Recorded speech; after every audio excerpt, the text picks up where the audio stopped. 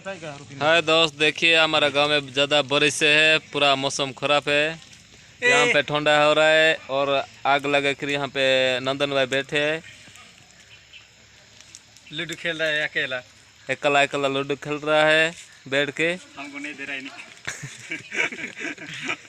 ये हमारा बापी भाई पूरा शूटर पुटर लगा हुआ है, छतरी भी पकड़ा है। ठीक है ये की गाड़ी, ठीक है मैं पीछे रहे, ठीक है कैमरा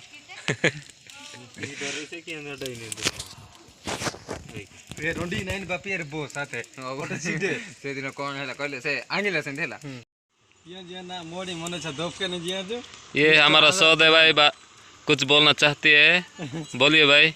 यहाँ जो हमारा आंध्रा भाई ए क्या क्या होची आ नाड़ी टिके का करता हमें समझते एपटे बापी भाई अछंती, मीरो भाई, जरो भाई, दुलान भाई समस्त अछंती। धन्यवाद।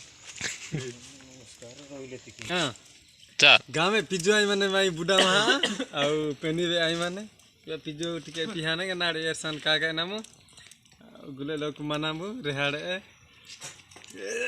दारिम बाड़ी पेनी आई दारी ओए ताई का ताई नो पेली तो गेप कराने यहाँ जाने जरो भाई हेगा मीन कोडी बात है ने गेप ना रे मो आम बा चाकरी ना मसे जा मेरा गुले जल के जर या से सिगरेट लगेगी आओ